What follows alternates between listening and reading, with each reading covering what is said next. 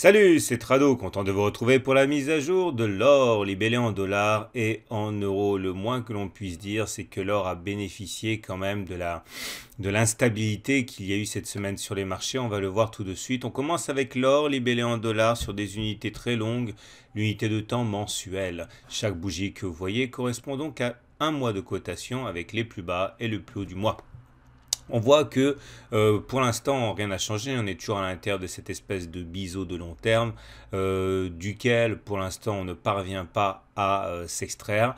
Toute impulsion significative ne pourra voir le jour qu'une fois qu'on aura cassé cet oblique de long terme, et il est vrai que la pression s'accroît sur l'or libellé en dollars vis-à-vis de cette oblique. On descend d'une unité de temps, on bascule en unité de temps hebdomadaire avec chaque bougie qui correspond maintenant à une semaine de cotation. Et là vous voyez, comme je l'ai dit tout à l'heure, l'or a quand même bien profité de cette instabilité des marchés, puisqu'on est repassé au-dessus de la moyenne mobile à 20 semaines. Okay, donc ça veut dire qu'au regard de ce critère de la moyenne mobile à 20 semaines, on est en tendance haussière puisque nous sommes au-dessus d'une M20 qui monte.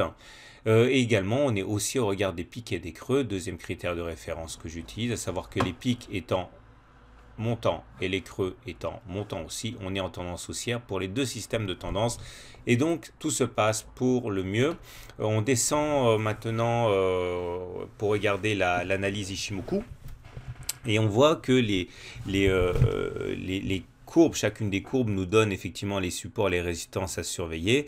On voit maintenant que la principale résistance en termes d'Ishimoku, c'est à peu près les 1260 dollars l'once. Si on arrive à passer 1264 dollars l'once, on arrivera à s'extraire du nuage. Et là, effectivement, ça sera très bien. Mais ce ne sera pas facile à faire, puisque non seulement les 1264, bon, clairement le haut du nuage, la SSA, est une résistance en tant que telle, mais quand on regarde ce qui se passe là au niveau de la lagging span qui correspond aux courbes projetées en arrière, et bien pour basculer au-dessus des 1264, il faudra que la lagging span qui rencontre sur son chemin elle-même des supports et des résistances, et bien va devoir s'affranchir de la Tenkan, et également elle va devoir s'affranchir de la Kijun. Bon, ça sera pas forcément facile à faire, donc ça va être assez délicat, mais en tout cas un grand pas en avant sera fait si on arrive à franchir cette résistance. Le support me semble être les 1210 ici, puisque c'est à la fois la Kijun et la SSB, le bas du nuage.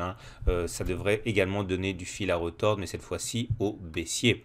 Graphiquement, on est toujours dans ce grand canal descendant noir, et une cassure des 1260 et quelques là correspondrait bien sûr également à une cassure de cette résistance par le haut. Ce serait effectivement un élément de plus pour penser que des choses significatives pourraient se produire.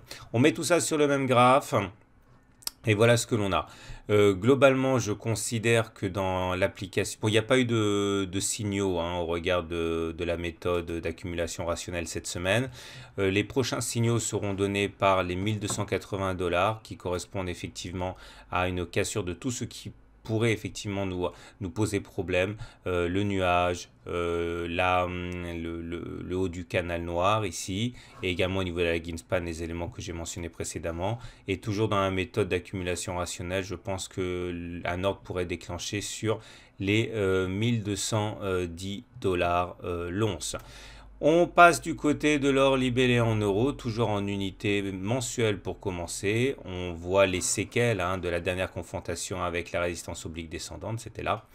Et on voit également qu'on est toujours à l'intérieur de ce grand canal ascendant, plutôt intéressant à mettre à profit. On descend d'une unité de temps et on voit que l'or libellé en euros n'a pas bénéficié de la même impulsion haussière que l'or libellé en dollars, puisque effectivement l'or a plutôt bénéficié d'un regain de forme, et cela a donc pénalisé l'or une fois qu'il est libellé en euros. En tout cas, la tendance est neutre, puisque au regard de la moyenne mobile à 20 semaines, on est en dessous de la moyenne mobile à 20 semaines qui monte, c'est neutre, et au regard des pics et des creux, les pics étant montants, les creux étant descendants, là aussi c'est neutre, donc pas de doute, pour l'instant il est sage quand même d'envisager une tendance assez incertaine, donc neutre. L'Ishimoku maintenant en données hebdomadaires. La résistance Ishimoku à venir est celle des 37 000 euros le kilo, qui correspond à la fois à la Kijun ici, et pourquoi pas au haut du nuage, si on arrive à pousser un petit peu plus loin la poussée haussière. En tout cas 37 000 déjà pour commencer pour la résistance et 35 500 pour le support Ichimoku le plus proche.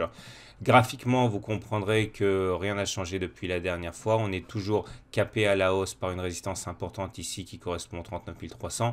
On a cassé le canal orange. Ça veut dire que par la théorie, normalement, on devrait atteindre un objectif proche du report de la hauteur du canal cassé en dessous du point de cassure. Clairement, cette oblique-là.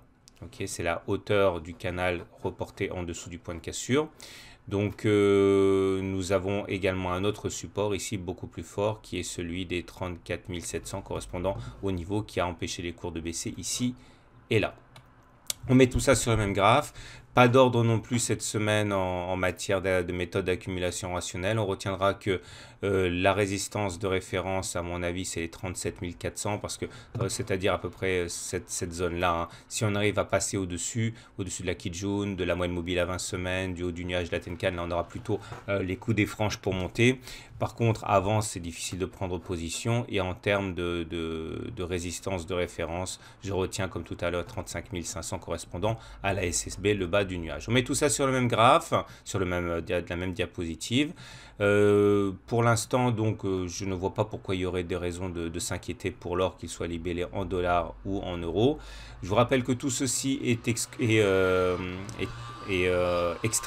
de mon module de formation sur l'or et l'argent, où vous découvrez les raisons théoriques fondamentales et également des méthodes techniques pour accumuler n'importe quel actif, en l'occurrence ici l'or et l'argent.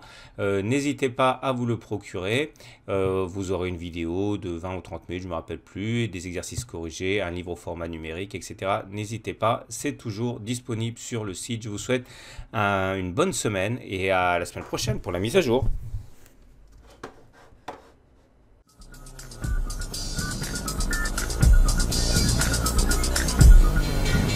Thank you.